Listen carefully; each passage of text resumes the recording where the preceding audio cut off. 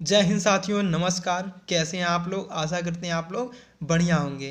तो आज आपको और आपके परिवार को मेरे तरफ से हैप्पी दिवाली एवं ढेर सारी शुभकामनाएं। तो आज दिवाली का त्यौहार है। आप लोग भरपूर आनंद लीजिए इस त्यौहार का पटाखों के साथ में। और साथ में यह कहना चाहूँगा मैं कि इसके साथ पढ़ाई भी ज़रूरी है, तो आप लोग पढ़ाई भी करते रहिए, ठीक है।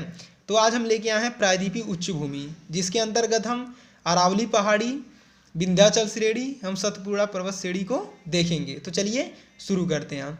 अरावली पहाड़ी, इसका विस्तार की अगर हम बात करें तो इसका विस्तार गुजरात, राजस्थान, हरियाणा और दिल्ली तक है। वर्तमान समय में यह अवशिष्ट पर्वत का उदाहरण है।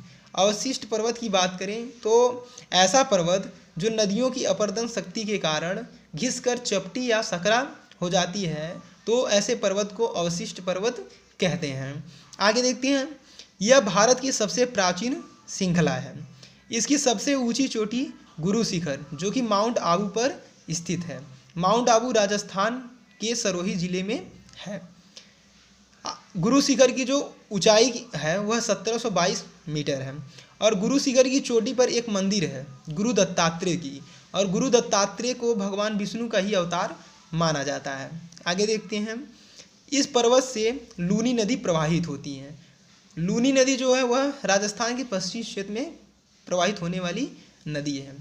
लूनी नदी का उद्गम अजमेर के नाग पहाड़ से होता है।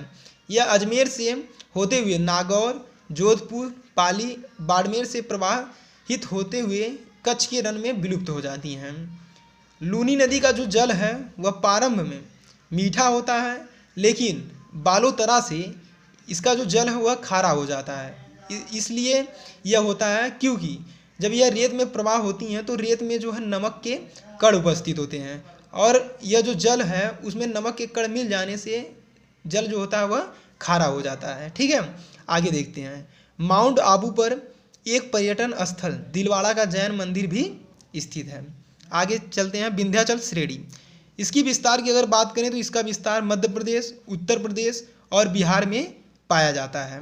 आगे देखते हैं। यह पर्वत श्रृंखला बलुआ पत्थर से निर्मित है।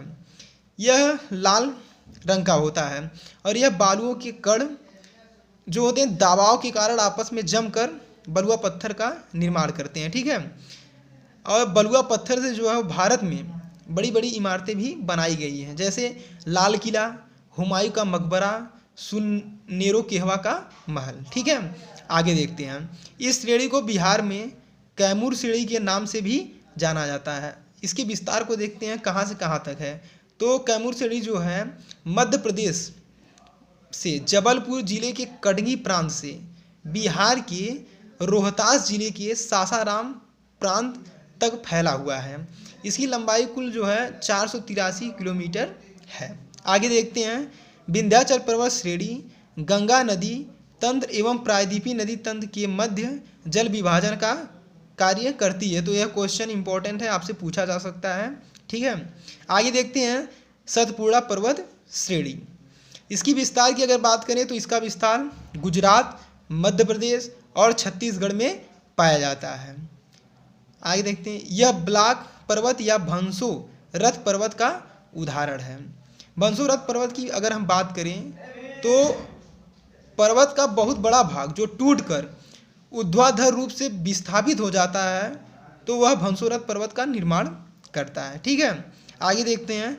इसकी सबसे ऊंची चोटी धूपगढ़, जो कि मैकाल पर्वत पर स्थित है। धूपगढ़ की ऊंचाई की अगर हम बात करें तो इसकी ऊंचाई 1350 मीटर है। आगे देखते हैं। जबकि दूसरी सबसे ऊंची चोटी अमरकंटक है। अमरकंटक की अगर ऊंचाई की हम बात करें तो 1048 मीटर है। आगे देखते हैं। इसी पहाड़ी में मध्य प्रदेश में पंचमढ़ी नामक पर्यटन स्थल स्थित है। यह जो पंचमढ़ी है वह मध्य प्रदेश के होशंगाबाद जिले में स्थित है। पंचमढ़ी की जो प्राकृतिक सौंदर्यता है वह बहुत ही अच्छी है, और यह अधिक ऊंचाई पर होने के कारण जो है इसे सतपुड़ा की रानी भी कहा जाता है, ठीक है।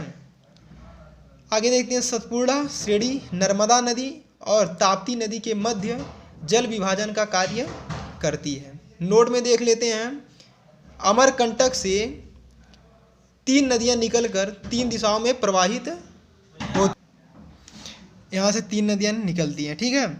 तो ये अमरकंटक पहाड़ी है, यहाँ से उत्तर की तरफ सोन नदी प्रवाहित होती है और अमरकंटक से पश्चिम की ओर जो है नर्मदा नदी प्रवाहित होती है और अमरकंटक के दक्षिणी दिशा में जो है महानदी प्रवाहित होती हैं। तो अमरकंटक से निकलने वाली यह 3 मुख्य नदियां हैं जो 3 दिशाओं में प्रवाहित होती हैं। सोन नदी उत्तर में, नर्मदा नदी पश्चिम में और महानदी दक्षिण में। तो दोस्तों आज का वीडियो हमारा यहीं तक रहा।